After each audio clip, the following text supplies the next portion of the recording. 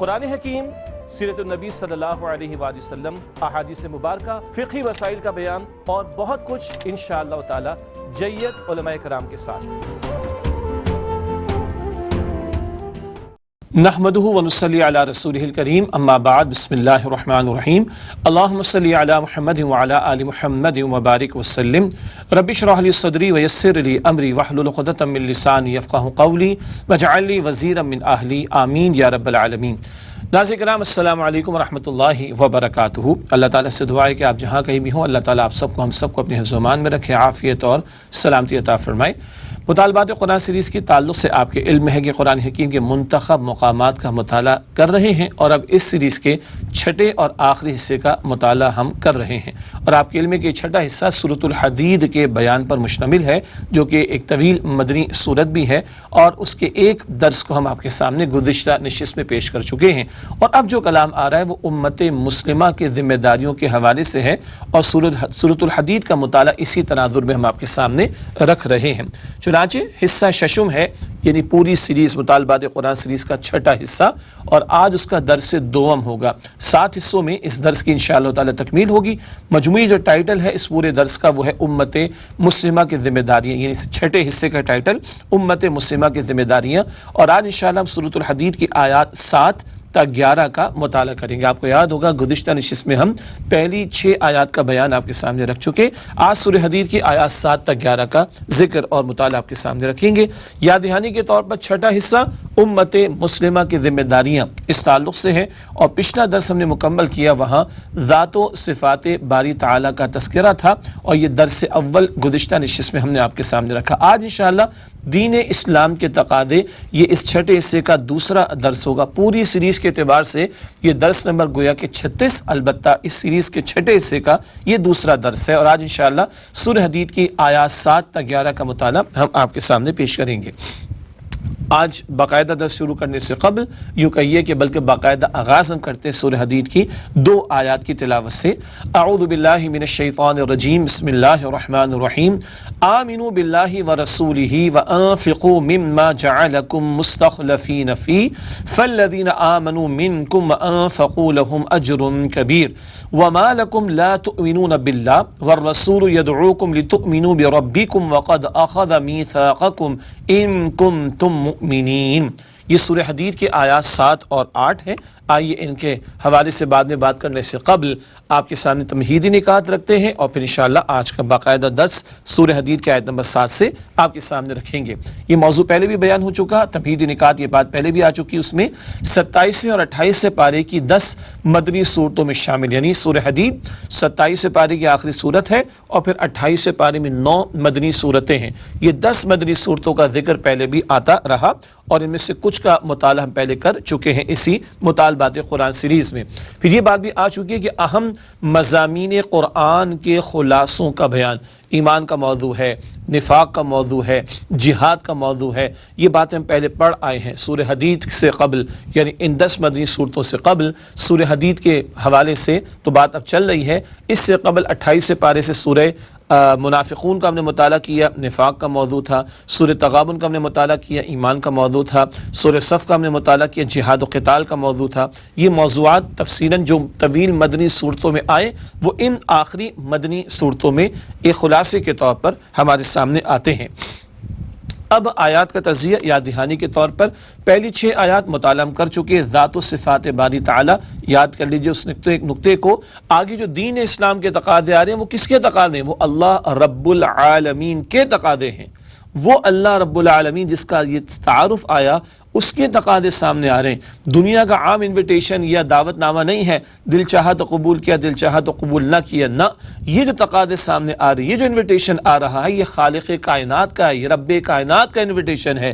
قبول نہ کرو گے تو انجام تمہارا بہت برا ہوگا، اور قبول کرو، ان تقاضوں پر عمل کرو تو ہمیشہ کی زندگی کی کامیابی پاؤ گے۔ یہ ہے جو پہلے 6 آیات میں اللہ کی ذات و صفات کا تذکرہ آ گیا۔ آج انشاءاللہ ہم آیات 7 تا 11 کا مطالعہ کریں گے۔ دین اسلام کے تقاضے، 2 تقاضے، یعنی 2 الفاظ میں کل تقاضے ایمان اور انفاق، ان پر کلام ہوگا آج کی نشست میں انشاءاللہ، اور آئندہ آیات 12 تا 15 دین کے تقاضے اور انجام آخرت، قبول کرنے والے عمل کرنے والوں کا حسین انجام، اور ان تقاضوں کا رد کرنے والے انکار کرنے والے عمل نہ کرنے والوں کا برا انجام۔ پھر آیات 16 تا 19 میں قرب الہی کے حصول کا راستہ، قرآن کریم سے تعلق کی مضبوطی کا معاملہ۔ پھر آیات 20 تا 24 حیات دنیا اور اس کے حوادث، بدلتے حالات میں اونچ نیچ کا معاملہ ہونا، اس کی حکمت کیا ہے، اس پر بھی کلام ہوگا۔ پھر انقلابی بیان آئے گا آیت نمبر 25 میں، تمام رسولوں کا مشن، نظام عدل کا قیام، اور آخر میں آیات 26 تا 29 رہبانیت یعنی دین کے تقاضوں سے فرار کی راہ، اس پر بالکل آخر میں انشاءاللہ ہم کلام کریں گے۔ اب آئیے آج کا درس باقاعدہ شروع کریں۔ آج سورہ حدید کی آیات 7 تا 11 کا مطالعہ آپ کے سامنے رکھ رہے ہیں، دین اسلام کے تقاضے، اس عنوان سے۔ سب سے پہلے سورہ حدید کی آیت نمبر 7، اس کا ترجمہ، آمنوا باللہ ورسولہ، ایمان لاؤ اللہ پر اور اس کے رسول صلی اللہ علیہ وآلہ وسلم پر، وانفقوا مما جعلکم مستخلفین فی، اور خرچ کرو ہر اس شے میں سے جس پر تمہیں عارضی اختیار دیا گیا ہے، فالذین آمنوا منکم وانفقوا لہم اجر کبیر، جو لوگ تم میں سے ایمان لائے اور خرچ کرتے رہے ان کے لیے بڑا ثواب ہے۔ یہ سورہ حدید آیت نمبر 7 کا ترجمہ ہے۔ ایمان کا ذکر بھی آ رہا ہے اور انفاق کا بیان بھی آ رہا ہے۔ انہی دو باتوں کو آگے مزید انشاءاللہ ہم سمجھیں گے۔ سر 10 اس آیت کریمہ کی تشریح۔ پہلا نقطہ اس آیت کریمہ کی تشریح کے تعلق سے، دین کے تقاضوں کا بیان، ایمان اور انفاق، دو اصطلاحات میں کل دین کے تقاضے سامنے آ رہے ہیں۔ کیسے بھلا، اس بات کو ابھی اور آپ کے سامنے رکھتے ہیں انشاءاللہ تعالی۔ مثال کے طور پر آپ کو یاد ہے کہ ہم نے سورۃ الصف کا بھی مطالعہ کیا ہے چوتھے حصے میں۔ سورۃ الصف میں تجارت کا ذکر یاد آیا، آیت نمبر 10 میں، هل ادلکم علی تجارت تنجیکم من عذاب علیم، کیا ایمان والوں میں تمہیں وہ تجارت بتاؤ جو تمہیں دردناک عذاب سے بچا لے؟ کیا جواب ہوگا؟ بالکل بتائیے۔ تو دردناک عذاب سے بچنے کے لیے کرنی ہے تجارت۔ تجارت کے دو اجزاء کیا تھے؟ تم ایمان لاؤ اللہ تعالیٰ اس کے رسول علیہ السلام پر، اور جہاد کرو اللہ کی راہ میں اپنے مال اور اپنی جانوں سے۔ کل دین کے تقاضے ایمان اور جہاد کی صورت میں ہمارے سامنے آئے تھے۔ یہی بات سچے ایمان والوں کی تعریف میں سورہ حجرات کی آیت نمبر 15 میں تیسرے حصے میں ہم نے سمجھی تھی کہ سچے پکے ایمان والے کون ہیں؟ انما المؤمنون الذین آمنوا باللہ ورسولہ ثم لم یرتابوا وجاہدوا باموالہم وانفسہم فی سبیل اللہ۔ سچے پکے ایمان والے تو وہ ہیں جو اللہ تعالیٰ پر اور اس کے رسول علیہ السلام پر ایمان لائے، پھر کسی شک اور شبے میں مبتلا نہ ہوئے، اور انہوں نے اپنے مال اور اپنی جانوں سے جہاد کیا اللہ تعالیٰ کی راہ میں۔ آپ غور کریں، تجارت جو دردناک عذاب سے بچائے، اس کے دو اجزاء کیا؟ ایمان اور جہاد۔ سچے پکے ایمان والے کون ہیں؟ ایمان اور جہاد کرنے والے۔ سورۃ العصر میں ہم پڑھتے آئے بالکل شروع سے، آمنوا وعاملوا الصالحات، جا بجا قرآن میں ذکر آتا ہے تو اعمال صالحہ میں دین کے سارے تقاضے آ جاتے ہیں۔ اسی طرح جہاد فی سبیل اللہ کے موضوع پر ہم نے مطالبات قرآن سیریز کے تیسرے حصے پر علیحدہ سے کلام کیا تھا، جہاد فی سبیل اللہ کے عنوان سے۔ وہاں ہم نے اس موضوع کو کھولا، کل دین کے تقاضے سامنے آ گئے۔ معلوم ہوا کبھی ایمان اور عمل صالح، ان دو اصطلاحات میں پورے دین کے تقاضے آ جاتے ہیں۔ کبھی ایمان اور جہاد فی سبیل اللہ، ان دو اصطلاحات میں دین کے تقاضے آ جاتے ہیں۔ آج اس آیت کا مطالعہ کر رہے ہیں تو ایمان اور انفاق، ان میں اللہ کے دین کے تقاضے آ جاتے ہیں۔ یہ جامعیت ہے قرآن حکیم کے الفاظ اور ان اصطلاحات کی کہ جن میں مختصر انداز میں کل دین کے تقاضے ہمارے سامنے آ جاتے، کبھی ایمان اور عمل صالح، کبھی ایمان اور جہاد فی سبیل اللہ، اور اب ایمان اور اللہ کی راہ میں انفاق کا معاملہ۔ آگے ان باتوں کو اور انشاءاللہ ہم کھولیں گے۔ اگلا نقطہ اسی آیت کی تشریح میں ہے، سورہ حدید کی اس آیت میں بھی دو ہی اصطلاحات یعنی ایمان اور انفاق کا بیان آ رہا ہے، جیسے ایمان اور عمل صالح، ایمان اور جہاد فی سبیل اللہ، اور اب ایمان اور انفاق کا بیان۔ گویا یہاں انفاق کی اصطلاح جہاد کی اصطلاح کے مترادف کے طور پر آئی۔ مترادف ہم معنی سنونم جسے انگلش میں کہا جاتا ہے۔ جہاد کھولیں تو پوری زندگی پر محیط ہے، اللہ کا بندہ بننے کے لیے جہاد مستقل محنت، اللہ کی بندگی کی دعوت دینے کے لیے جہاد مستقل محنت، اور اللہ کی بندگی والے نظام کو قائم کرنے کے لیے جہاد مستقل محنت۔ تو آج جب آیت کریمہ سورہ حدید کی آیت نمبر 7 کا مطالعہ کر رہے ہیں تو ایمان کے ساتھ انفاق کی اصطلاح آئی۔ گویا انفاق مترادف ہے جہاد کے لفظ کے لیے، انفاق ہم معنی ہے تقاضوں کے بیان کے اعتبار سے جہاد کی اصطلاح کے ساتھ۔ اگلا نقطہ اسی تسلسل میں مزید نوٹ کیجئے گا، دو تقاضے، یہی بات ہم آپ کو ایک گراف کی صورت میں سامنے رکھ رہے ہیں، ایک پریزنٹیشن کا انداز ہے. دو تقاضے کیا سامنے آ رہے ہیں؟ ایک ہے ایمان حقیقی کا حصول. بار بار اس پوری سیریز میں ہم نے قانونی ایمان اور حقیقی ایمان کی بات کی تھی، لیکن سچا پکا دل والا ایمان یہ بھی اللہ تعالیٰ کو مطلوب ہے، مستقل اس کا تقاضا ہمارے سامنے آتا ہے. تو حقیقی ایمان کا حصول جو دل میں ہوتا ہے، یعنی تصدیق بالقلب، یعنی قلبی یقین کے حصول کی کوشش کا معاملہ. اور اس کے لیے قرآن کریم فرماتا ہے، پہلے بھی ہم پڑھ چکے، دوسرے حصے میں بھی تفصیل آئی تھی، سورہ نساء کی آیت نمبر 136، یا ایھا الذین آمنوا آمنوا باللہ ورسولہ، اے اہل ایمان، ایمان لاؤ اللہ اور اس کے رسول صلی اللہ علیہ وآلہ وسلم پر. ایمان والوں کو بھی ایمان لانے کا کہا جا رہا ہے، ایمان لانے والوں سے ایمان لانے کا تقاضا کیا جا رہا ہے. اقرار باللسان کے ساتھ تصدیق بالقلب کا مطالبہ کیا جا رہا ہے. کیوں؟ ایمان جب دل میں اترتا ہے تو عمل صالح بھی ہوگا، جہاد فی سبیل اللہ بھی ہوگا، انفاق فی سبیل اللہ بھی ہوگا. اب دوسری اصطلاح یا دوسرا تقاضا کیا آ رہا ہے؟ وہ انفاق فی سبیل اللہ، جس کی چوٹی کیا ہے؟ اللہ کے دین کی سربلندی کے لیے خرچ کرنا، اس کے دین کو بلند کرنا، اس کے دین کا نفاذ کرنا، اس کے دین کے نفاذ کی محنت کرنا، اس کے لیے انفاق کا معاملہ. لیکن انفاق کو بھی ابھی کھولیں گے تو یہ بھی پوری زندگی پر پھیلا ہوا ہے. انفاق جان کا بھی ہوگا، انفاق مال کا بھی ہوگا. یہ بات ابھی مزید انشاءاللہ ہم سمجھیں گے. تو اس آیت کریمہ میں دو تقاضے، حقیقی ایمان کا حصول اور انفاق فی سبیل اللہ کا تقاضا ہمارے سامنے آ رہا ہے. ایک اور بات اس آیت کریمہ میں نوٹ کیجئے گا، الفاظ آئے وَأَنفِقُوا مِمَّا جَعَلَكُمْ مُسْتَخْلَفِينَ فِيهِ، اور خرچ کرو ہر اس شے میں سے جس پر تمہیں عارضی اختیار دیا گیا. جو ہمارے پاس اس کا انفاق کرنا ہے، جان ہو، مال ہو، وقت ہو، صلاحیت ہو سوچنے کی، بولنے کی، لکھنے کی، ٹیکنیکل ایکسپرٹیز وغیرہ، اولاد ہو، وسائل ہوں، ریسورسز ہوں، پی آر ہو، تعلقات ہوں، واٹ ایور اٹ میں بھی، جس شے پر اللہ نے اختیار دیا اس کے انفاق کا تقاضا. انفاق صرف مال کا نہیں ہوتا بلکہ مال کے ساتھ جان، صلاحیت، اولاد اینڈ سو آن. جو اللہ نے تمہیں اختیار کے طور پر کوئی شے دی ہے، جس پر اختیار دیا اس میں سے خرچ کرو. اور آگے اللہ بتا رہے جو ایمان لائے تم میں سے جنہوں نے انفاق کیا ان کے لیے بہت بڑا ثواب ہے. آیت میں دو تقاضے آئے، اگلی 4 آیات کا ہم مطالعہ کریں گے. 2 اگلی آیات میں ایمان کا بیان اور اس سے اگلی 2 آیات میں انفاق کا تذکرہ آئے گا بڑی خوبصورتی کے ساتھ. البتہ ایک وقفہ لیتے ہیں ناظرین کرام، اور اس کے بعد مزید آیات کا ذکر اور مطالعہ آپ کے سامنے رکھیں گے. ملاقات ہوتی ہے ایک وقفے کے بعد.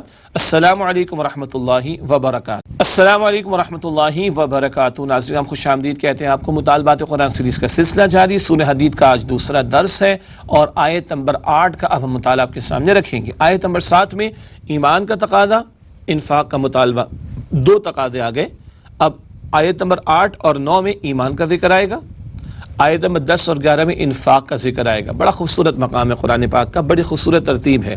آیت نمبر 8 اور 9 میں ایمان کا تقاضا، آیت نمبر 10 اور 11 میں انفاق کا تقاضا. پھر آیت نمبر 8 میں پہلے ڈانٹ ڈپٹ ہے، پھر آیت نمبر 9 میں ترغیب و تشویق ہے، پھر آیت نمبر 10 میں تھوڑا ڈانٹ ڈپٹ کا معاملہ، اور پھر آیت نمبر 11 میں ترغیب و تشویق کا معاملہ. تو ایمان پر ڈانٹ ڈپٹ بھی ہے اور ترغیب و تشویق بھی، کیسے وہ بھی سمجھیں گے.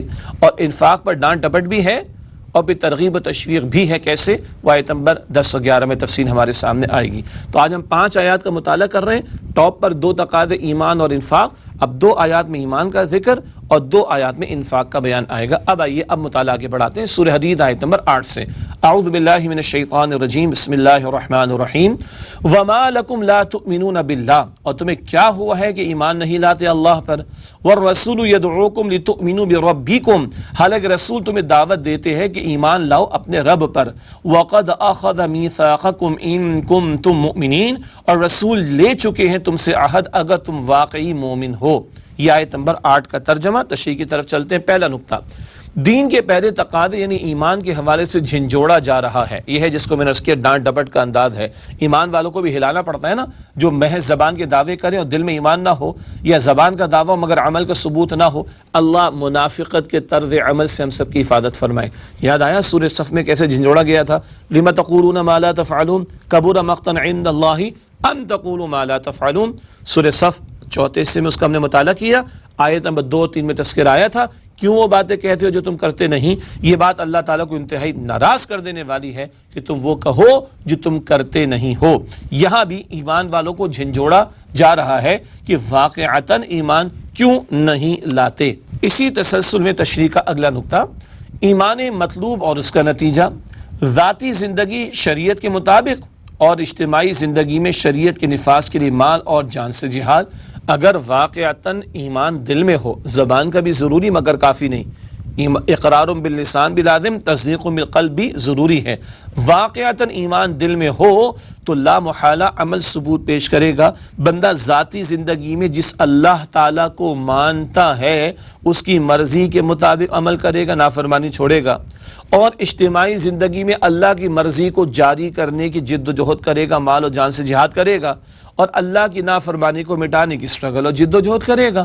ایمان دل میں ہوگا تو لازماً یہ نتیجہ سامنے آئے گا، انفرادی حیثیت میں زندگی میں شریعت پر حتی الامکان عمل، اور اجتماعی معاملات زندگی میں شریعت کے نفاذ کے لیے جان اور مال کو لگانا اور اس سے جہاد کرنا۔ اگلا نقطہ، شکر گزاری اور احسان مندی کا تقاضا۔ رب پر نہ صرف ایمان لانا بلکہ دل و جان سے اس کے احکامات کی اطاعت کرنا۔ اللہ تعالیٰ کو ماننا ہی کافی نہیں، اللہ تعالیٰ کی ماننا بھی ضروری ہے۔ اللہ تعالیٰ کو مان لینا ہی کافی نہیں، اللہ تعالیٰ کی مان لینا بھی اور ماننا بھی ضروری ہے۔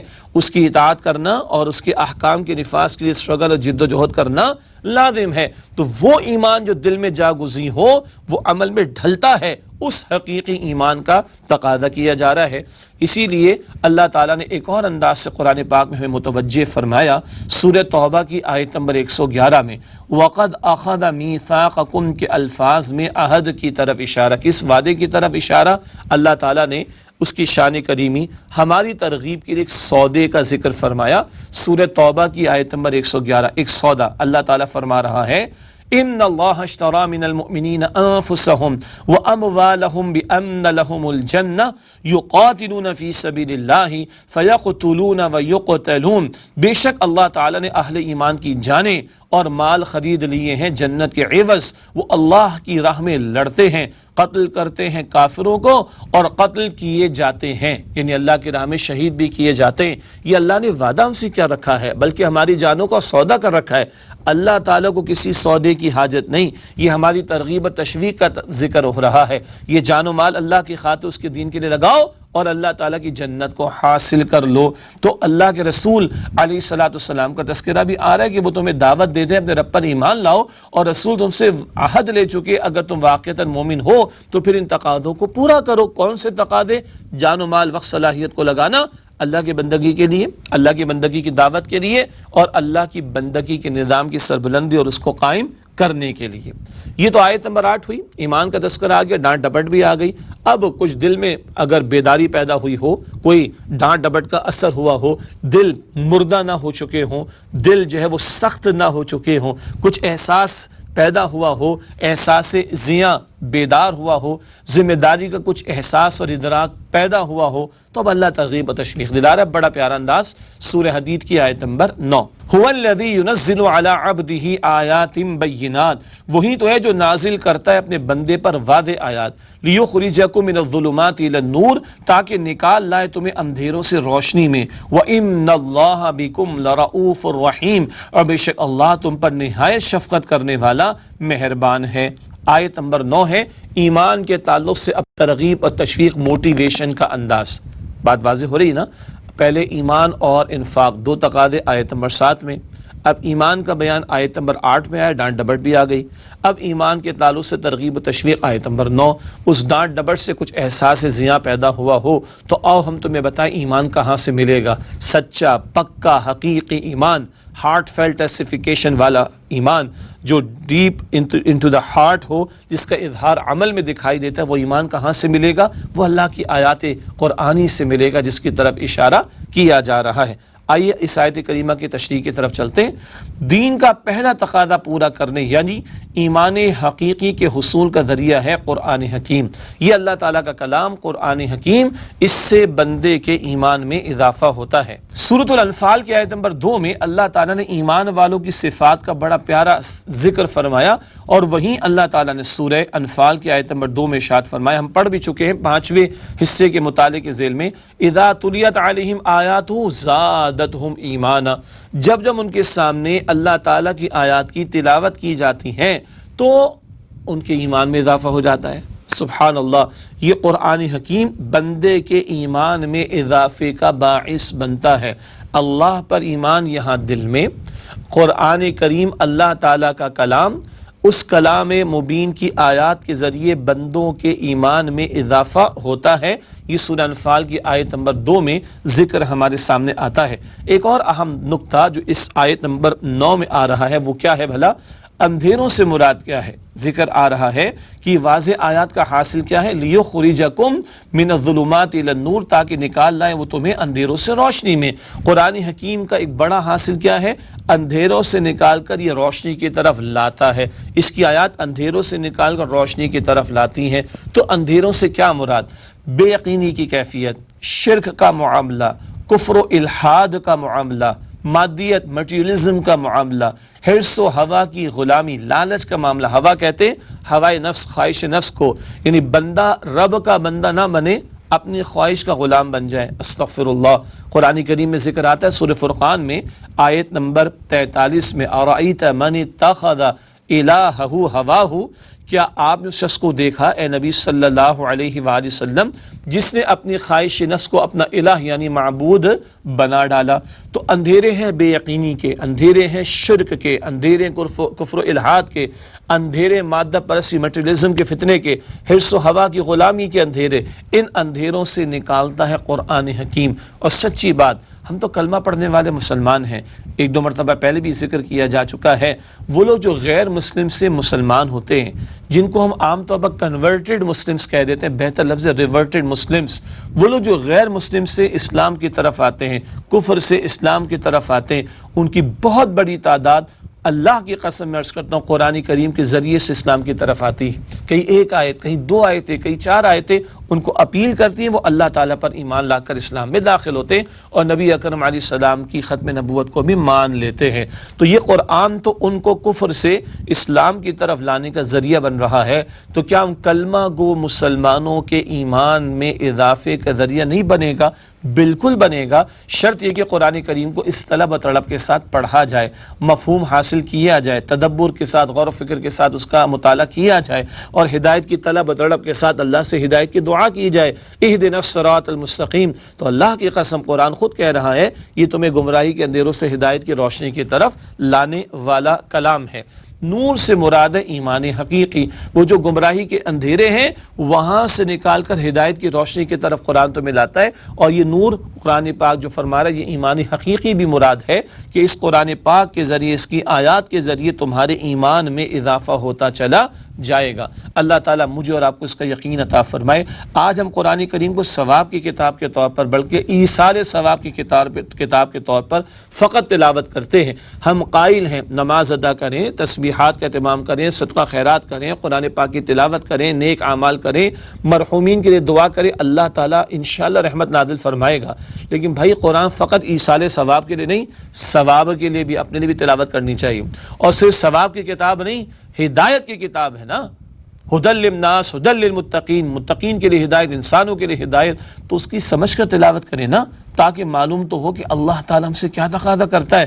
جب سمجھیں گے تو پھر یہ قرآن ہدایت کا ذریعہ بنے گا، یہ ایمان حقیقی کا ذریعہ بنے گا، اور ایمان ہوگا تو عمل صالح ہوگا، ایمان ہوگا تو جہاد فی سبیل اللہ ہوگا، ایمان ہوگا تو انفاق فی سبیل اللہ کا معاملہ بھی ہوگا۔ تو پکا سچا ایمان جب دل میں ہوگا، اس قرآن کریم کے ذریعے سے میسر آئے گا، تو پھر ہمارے اندر نیکی کا جذبہ بڑھے گا، عمل میں جذبہ بڑھے گا، عمل میں پیش قدمی ہوگی، جہاد میں پیش قدمی ہوگی، اور انفاق میں بھی پیش قدمی ہوگی۔ یاد رہے انفاق پوری زندگی کے تقاضوں کو اپنے اندر سموئے ہوئے ہے، البتہ اس وقت ہم پہلا تقاضا دین کا حقیقی ایمان، اس پر کلام کر رہے ہیں۔ آخری نقطہ اس آیت کے تعلق سے بڑا قیمتی ہے۔ اللہ کے دین کی سربلندی کے لیے ضروری ہے کہ ایمان حقیقی کے حصول کی کوشش کی جائے۔ سچا پکا ایمان ہوگا تو اللہ بلندی عطا کرے گا، اور اللہ کے دین کی سربلندی کی جو جد و جہد ہم نے کرنی ہے وہ اللہ ہمیں توفیق دے گا، ہمیں غلبہ دے گا اللہ تعالیٰ۔ قرآن پاک میں ہے سورہ آل عمران کی آیت نمبر 139 میں وَأَنْتُمُ الْأَعْلَوْنَ إِن كُنتُم مُؤْمِنِينَ، اور تم غالب ہی ہوگے بشرطے کہ مؤمن ہو۔ سچے ایمان والے ہوں گے تو تقوی بھی ہوگا، سچے ایمان والے ہوں گے تو ایمان کے ساتھ عمل بھی ہوگا، سچے ایمان والے ہوں گے تو انفاق بھی ہوگا، سچے ایمان والے ہوں گے تو جہاد بھی ہوگا۔ باغیوں سرکشوں کے لیے اللہ کی مدد نہیں، ایمان والے سچے ایمان والے ہوں ان کے لیے اللہ تعالیٰ کی مدد کا وعدہ۔ اور آخری بات اس آیت کریمہ میں آئی وَإِنَّ اللَّهَ بِكُمْ لَرَؤُوفٌ الرَّحِيمٌ، اور بے شک اللہ تم پر نہایت شفقت کرنے والا مہربان ہے، اس سے اپنی رحمت کے طفیل تمہیں قرآن پاک دیا۔ الرحمن علم القرآن، رحمان نے قرآن کی تعلیم عطا فرمائی ہے۔ یہ قرآن سچے ایمان کے حصول کا اہم ترین اولین ذریعہ۔ اللہ ہمارے دلوں کو قرآن پاک کے ذریعے نور ایمان سے منور فرمائے، اور عمل صالح میں، جہاد فی سبیل اللہ میں، انفاق فی سبیل اللہ میں مزید آگے بڑھنے کی توفیق عطا فرمائے۔ ناظرین کرام ایک وقفہ لیتے ہیں، اس کے بعد انشاءاللہ تعالی اگلی مزید 2 آیات کا مطالعہ آپ کے سامنے رکھیں گے۔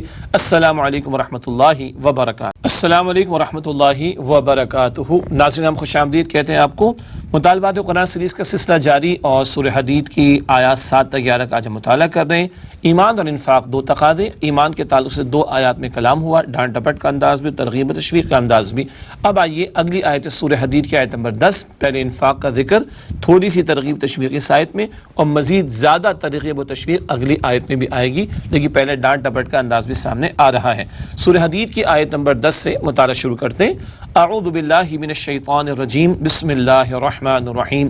وما لکم الا تنفقوا فی سبیل اللہ، اور تمہیں کیا ہوا ہے کہ خرچ نہیں کرتے اللہ کی راہ میں۔ وَلِلَّهِ مِيرَاثُ السَّمَاوَاتِ وَالْأَرْضِ، حالانکہ آسمانوں اور زمین کی وراثت اللہ ہی کے لیے ہے۔ لا يستوی منکم من انفق من قبل الفتح وقاتل، برابر نہیں تم میں سے وہ جس نے خرچ کیا فتح سے پہلے اور جنگ کی۔ اولئک اعظم درجة من الذین انفقوا من بعد وقاتلوا، ایسے لوگوں کا درجہ ان لوگوں سے کہیں بڑھ کر ہے جنہوں نے بعد میں خرچ کیا اور جنگ کی۔ وَكُلًّا وَعَدَ اللَّهُ الْحُسْنَى، اور اللہ نے سب سے وعدہ کیا بڑی بھلائی کا۔ وَاللَّهُ بِمَا تَعْمَلُونَ خَبِيرٌ، اور جو کچھ تم کرتے ہو اللہ اس سے باخبر ہے۔ یہ سورہ حدید آیت نمبر 10 کا ترجمہ۔ آئیے تشریح کی طرف چلتے ہیں۔ تشریح کے حوالے سے پہلا نقطہ اسکرین پر ملاحظہ فرمائیے گا، دین کے دوسرے تقاضے انفاق کے حوالے سے جھنجھوڑا گیا۔ پہلے ایمان کے حوالے سے جھنجھوڑا گیا تھا، اب انفاق کے حوالے سے جھنجھوڑا جا رہا ہے۔ کیا ہو گیا تمہیں؟ کیوں انفاق نہیں کرتے اللہ کی راہ میں؟ حالانکہ ساری وراثت زمین و آسمان کی کس کی ہے؟ اللہ کی۔ تمہارا تو کچھ نہیں ہے، سارا کچھ اللہ کا ہے، تو پھر کیوں اللہ کی راہ میں نہیں لگاتے؟ کیوں اپنے آپ کو نہیں کھپاتے؟ مالی انفاق بھی مراد ہے اور اپنے آپ کو لگانا بھی اس میں مراد ہے۔ تو دین کے دوسرے تقاضے انفاق کے حوالے سے جھنجھوڑا گیا۔ لکھا ہے ہم نے آگے، مال و اسباب در حقیقت چلتی پھرتی دولت ہے، بالآخر یہ سب کچھ اللہ ہی کے لیے رہ جائے گا۔ آج ہم میں سے بہت سو کے والدین زندہ ہوں گے لیکن دادا دادی تو انتقال کر گئے۔ جب وہ چلے گئے تو ہمارے والد صاحب کو مل گیا، اور والد صاحب چلے گئے یا چلے جائیں گے تو ہمیں مل جائے گا یا مل گیا، ہم چلے جائیں گے تو ہماری اولاد کو مل جائے گا۔ سارے چلے جائیں گے تو کس کا ہے؟ سارا اللہ تعالیٰ کا ہے، ہمارا کچھ نہیں ہے۔ ہم کہہ جاتے ہیں جی میرے اونرشپ کا مکان ہے، بلکہ گھر کہتے ہیں، مکان اور گھر میں ہوم اور ہاؤس میں فرق ہوتا ہے۔ میرا ہے، وہ کدھر میرا ہے بھائی؟ دنیا کرائے کی ہے، سب نے چھوڑ کر جانا ہے۔ بالآخر سب کچھ اللہ تعالیٰ ہی کے لیے رہ جائے گا۔ تو جب کچھ ساتھ جانا نہیں ہے تو اس کی فکر مندی زیادہ کیوں کریں؟ ہاں، عقیدہ اور ایمان جانے والا ہے ہمارے ساتھ، عمل اور جہاد کی محنت جانے والی ہے ہمارے ساتھ، انفاق کی محنت اس کا جو ثواب جانے والا ہے ہمارے ساتھ، کیوں نہ بندہ اس کی فکر کرنے کی کوشش کرے۔ تو یہ تو جھنجھوڑنے کا ایک انداز بھی سامنے آ گیا، کیوں اللہ کی راہ میں خرچ نہیں کرتے؟ اور ایک اور انداز سے دیکھو، ایمان کا دعویٰ کرتے ہو اللہ تمہیں محبوب نہیں، ایمان کا دعویٰ کرتے ہو اللہ کے دین کی فکر نہیں، ایمان کا دعویٰ کرتے ہو دین کی مغلوبیت پہ تمہیں کوئی پریشانی نہیں، ایمان کا دعویٰ کرتے ہو اللہ کے احکام کے ٹوٹنے پر کوئی پریشانی نہیں، ایمان کا دعویٰ کرتے ہو اللہ کے دین کے ساتھ کھلواڑ کیا جا رہا ہے، مذاق اڑایا جا رہا ہے، احکام توڑے جا رہے ہیں اس کے، تمہارے چہرے کا رنگ بھی تبدیل نہیں ہوتا، کیوں اپنے آپ کو لگاتے نہیں؟ کیوں انفاق نہیں کرتے؟ وقت کا، مال کا، جان کا، صلاحیتوں کا، اینڈ سو آن۔ یہ ہے جو جھنجھوڑنے کا انداز، اس سورہ حدید کی آیت نمبر 10 میں بھی ہمارے سامنے انفاق کے حوالے سے آیا۔ اب اسی آیت کریمہ میں ایک ترغیب کا بھی بڑا پیارا انداز آ رہا ہے۔ الفاظ آئے کہ لا یستوی منکم من انفق من قبل الفتح وقاتل، تم میں سے وہ برابر نہیں جنہوں نے خرچ کیا فتح سے پہلے اور قتال کیا۔ کیا مطلب؟ فتح سے ایک مراد فتح مکہ بھی لی گئی ہے۔ آئیے سمجھتے ہیں بات کو۔ لکھا ہے مختلف حالات کے اعتبار سے انسان کے عمل کی قدر و قیمت اور اجر و ثواب میں زمین و آسمان کا فرق واقع ہو جاتا ہے۔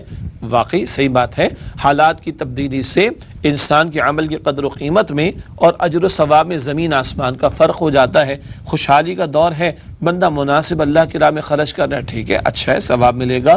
لیکن تنگ دستی کا دور آ جائے تب بھی وہ ہاتھ روکتا نہیں، کچھ نہ کچھ راہ خدا میں دیتا ہے تو اجر بڑھ جائے گا۔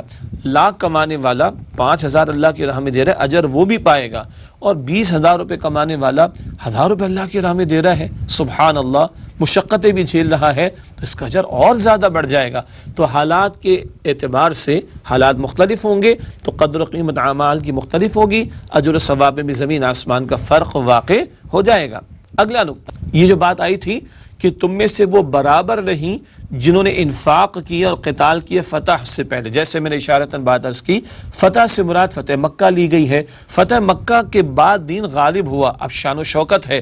فتح مکہ سے پہلے مغلوبیت کا دور تھا، مغلوبیت کے دور میں جو خرچ کر رہا ہے، مغلوبیت کے دور میں جو جان پیش کر رہا ہے، مغلوبیت کے دور میں جو اسٹرگل کر رہا ہے، مغلوبیت کے دور میں جو جہاد کر رہا ہے، مغلوبیت کے دور میں جو انفاق کر رہا ہے، اس کا اجر بعد والوں سے بڑھ کر ہے۔ اولئک ذکر آیا، اولئک اعظم درجۃ من الذین انفقوا من بعد وقاتلوا، یہ وہ لوگ ہیں جن کا درجہ بڑھ کر ہے ان لوگوں کے مقابلے میں جو بعد میں آئیں گے، انفاق کریں گے اور قتال کریں گے۔ بعد والوں کو بھی اجر ملے گا، مگر فتح سے پہلے قتال کرنے والے، انفاق کرنے والے، جان لگانے والے، مال لگانے والے، وقت لگانے والے، ان کا اجر بعد والوں سے بڑھ کر ہے۔ اب آئیے ہمارے دور کے اعتبار سے دیکھیں، اس دور میں بھی دین اسلام دنیا میں مغلوب ہے۔ دلائل کے میدان میں فکری اعتبار سے، نظریاتی اعتبار سے اسلام اب بھی غالب ہے۔ اسلامی احکامات کی جو حکمتیں ہیں وہ کھلتی چلی جا رہی ہیں، اور دین اسلام کی تعلیمات کی عظمتیں دنیا کے سامنے واضح ہو رہی ہیں۔ تو ایکیڈیمک انداز سے، نظریے کے اعتبار سے اسلام دنیا میں غالب ہے، مگر عملی میدان کے اعتبار سے، نفاذ کے اعتبار سے آج دین کی مغلوبیت کے دور سے ہم گزر رہے ہیں۔ اے خاص ہے خاصان رسول، وقت دعا ہے، امت پہ تیری آ کے عجب وقت پڑا ہے۔ وہ دین جو بڑی شان سے نکلا تھا وطن سے، پردیس میں واج غریب الغربا ہے والی بات ہے نا۔ تو آج تو مغلوبیت کے دور کا معاملہ ہے۔ دین کی مغلوبیت کے دور میں اس کی سربلندی کے لیے مال و جان لگانا بہت عظیم اجر و ثواب کا باعث ہے۔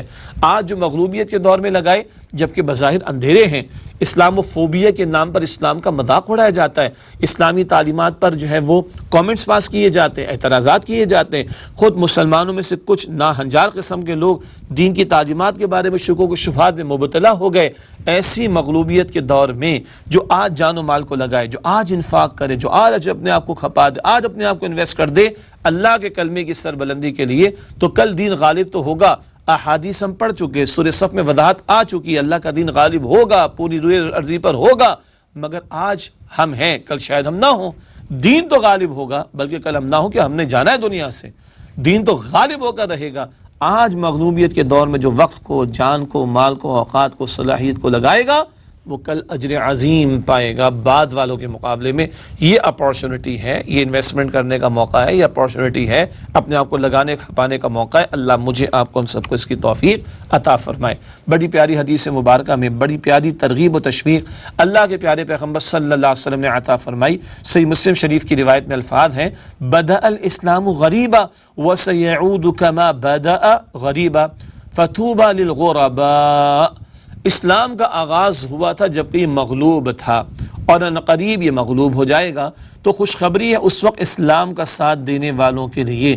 اسلام اول تھوڑے لوگوں نے قبول کیا، اجنبی معاملہ تھا، غریب اجنبی کو بھی کہتے ہیں، مغلوبیت کے معاملے کو بھی کہا جا سکتا ہے۔ عنقریب یہ پھر مغلوب ہو جائے گا، اجنبی ہو جائے گا لوگوں کے لیے۔ اس مغلوبیت کے دور میں، اجنبیت کے دور میں، عصر اسلام کی مغلوبیت کا معاملہ، عصر اسلام کی اجنبیت کا معاملہ، اس دور میں جو اس وقت اسلام کو تھامیں گے ان کا اجر بہت ہوگا اور ان کے لیے خوشخبری ہے رسول اللہ صلی اللہ علیہ وسلم کے تعلق سے۔ آج میں اپنے معاشرے میں دیکھیں، حق و باطل کا مارکا تو چل رہا ہے، کئی مرتبہ پریکٹسنگ مسلمان ہونا، باقاعدہ دین پر عمل کرنے والا ہونا، کتنا اپنے قریبی لوگوں سے بھی لوگوں کو طنز کی باتیں سننا پڑتی ہیں۔ ایسے میں مغلوبیت کے دور میں جو اسلام کی وجہ سے مغلوب کہلائیں یا اجنبی ہو جائیں اور اسٹرینجرز ہو جائیں سوسائٹی کے اندر، ان کو اللہ کے پیغمبر علیہ السلام عظیم خوشخبری عطا فرما رہے ہیں۔ ایک اور اہم بات آئی کہ وَكُلًّا وَعَدَ اللَّهُ الْحُسْنَى، اللہ نے ہر ایک سے بہت عمدہ وعدہ فرما رکھا ہے۔ جو پہلے محنت کریں گے ان سے بھی وعدہ، جو بعد میں محنت کریں گے ان سے بھی وعدہ، فتح سے پہلے دین کے غالب ہونے سے پہلے جد و جہد کریں گے ان سے بھی اللہ کا بھلائی کا وعدہ، بعد والوں سے بھی، لیکن پہلے والوں کا اجر بعد والوں سے زیادہ تو ہے۔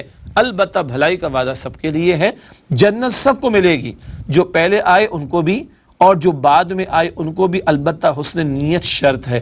انما الاعمال بالنیات والی بات ہے نا، اعمال اور نیکیوں کی قبولیت کا دار و بدار تو نیتوں پر ہے۔ اللہ ہم سب کو اخلاص سے نیت عطا فرمائے، اللہ ہم سب کو جنت الفردوس عطا فرمائے۔ اس آیت کے آخر میں فرمایا واللہ بما تعملون خبیر، اور تم جو کچھ کرتے ہو اللہ تعالیٰ خوب اس سے واقف ہیں۔ اللہ سبحانہ و تعالیٰ جانتا ہے کہ کس نے کس نیت کے ساتھ اور کن داخلی اور خارجی مشکلات کا مقابلہ کر کے کتنا عمل کیا، کس کے لیے حالات کتنے ناگفتہ بہ تھے، یعنی مشکل لفظ آ گیا، کتنے رکاوٹ والے تھے، کتنے انفیوریبل تھے، اور کس کے لیے حالات بڑے فیوریبل تھے، کس نے کتنی مشقت کے اندر محنت کی، اس کا اجر اللہ تعالیٰ کے نزدیک زیادہ ہوگا۔ اللہ کو نیتوں کا، حالات کا اور مشکلات کا خوب معاملہ معلوم ہے۔ اللہ تعالیٰ مجھے اور آپ کو اخلاص کے ساتھ دین کی خدمت میں لگے رہنے کی توفیق عطا فرمائے۔